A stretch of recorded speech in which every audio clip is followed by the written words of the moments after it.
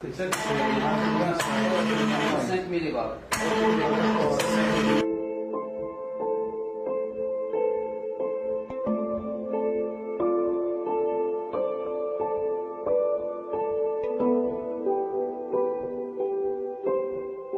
مراد محمد بن عثمان دكتور en génie biomédical. رحنا اليوم هنا par l'appel de la GATEC et en collaboration avec le CDTA et aussi l'université de Tymoshensk.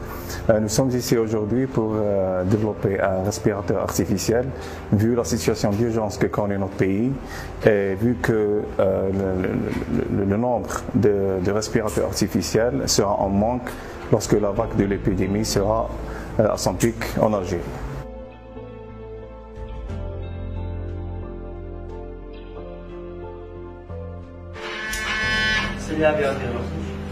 بسم الله الرحمن الرحيم. معكم عبد المؤمن العرفي رئيس مصلحة البحث والتطوير في جاتك.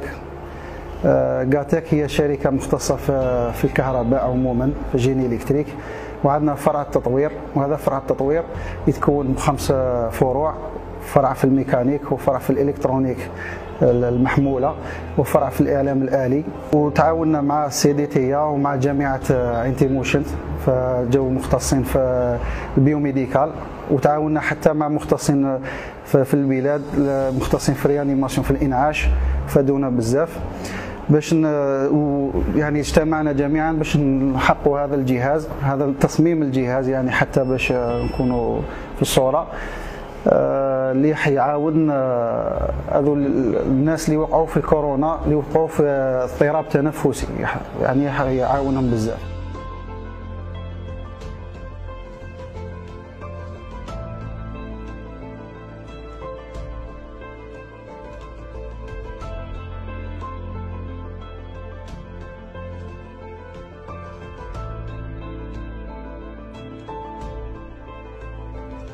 Riyad Brahimi, je suis le président directeur général de la SPA Global Algerian Technology.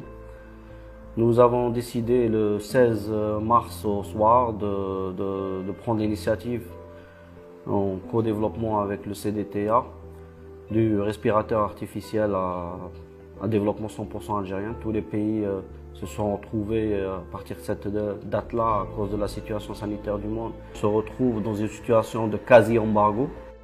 Donc nous avons pris cette initiative. Nous remercions déjà tous les acteurs qui nous ont aidés dans cette démarche, à savoir les universitaires algériens, plus d'une dizaine de réanimateurs, des personnes, des Algériens d'ailleurs dans le monde, dans la diaspora algérienne, et puis tout le monde qui nous aura aidés. Le but, alhamdoulilah, une première étape a été franchie aujourd'hui, à savoir le dispositif, le premier prototype est opérationnel et prêt à être industrialisé.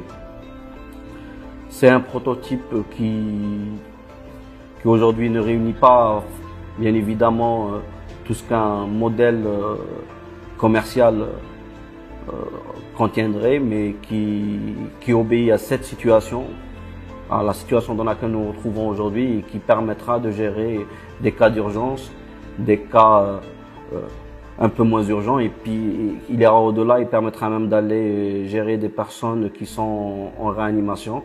C'est un modèle à volume contrôlé avec 2 modes opératoires, Total Volume Control et VAC, Assisted Control Volume. Les médecins réanimateurs agiront comme sur un modèle classique commercial sur les mêmes paramètres, à savoir le temps plateau, la fréquence, le temps d'insufflation, le FiO2, etc. La deuxième étape qui débutera Inch'Allah dès demain, ce sera la validation de nos travaux par les organismes sanitaires.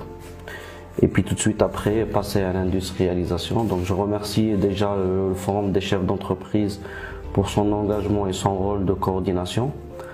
Dans la commission d'ailleurs que je préside au sein du Forum Recherche et Développement et Université, nous allons tout de suite entamer une démarche de mobilisation de la totalité de nos membres. Plusieurs se sont d'ores et déjà manifestés avec le soutien de l'État et des organismes de notre chère patrie pour que rapidement nous puissions délivrer des respirateurs d'une façon complètement gratuite à nos hôpitaux, aux patients algériens et aux Algériens d'une façon générale.